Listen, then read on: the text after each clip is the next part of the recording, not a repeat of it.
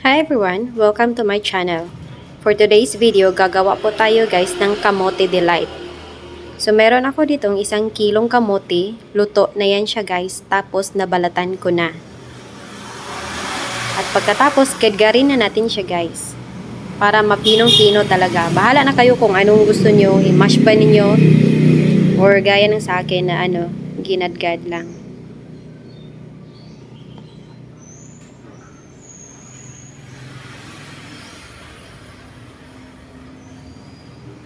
So, ayan, natapos na natin giggirin guys. Sa isang kawali, maglagay tayo ng 3 slice ng butter. I-melt lang natin yung butter guys. Ayan, tapos, ibuhos na natin yung 1 latang creme densada. Creme densada lang ang ginamit ko guys kasi tama lang naman yung, yung timpla niya para sa 1 kilo ng kamote. Tapos, lagdagan natin ng asin at saka vanilla. Ayan, palaputin lang natin siya, guys.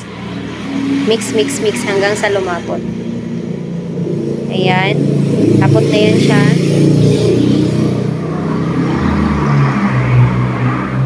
So, mag-reserve tayo ng pang-toppings mamaya. Okay, tsaka natin ibuhos yung kamote. Ayan, mix, mix, mix ulit.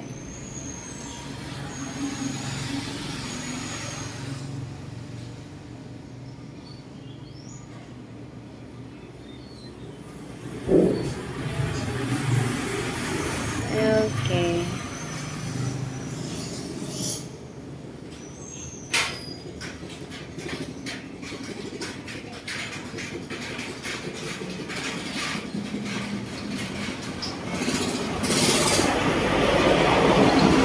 Tapos, ilagay na natin siya sa lalagyan, guys. Ayan.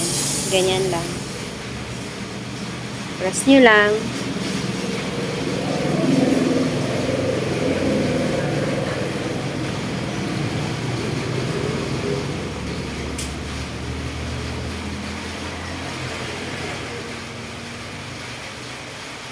Ayan. Pag ganyan na, guys, oh.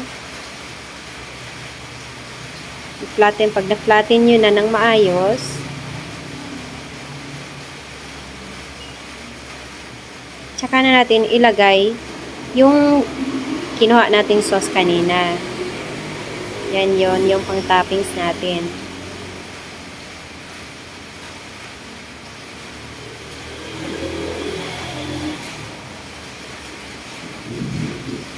And finally, cheese. Tapos, ganyan lang guys. Try nyo rin para masubukan nyo ang lasa. And we're finished. Thank you for watching!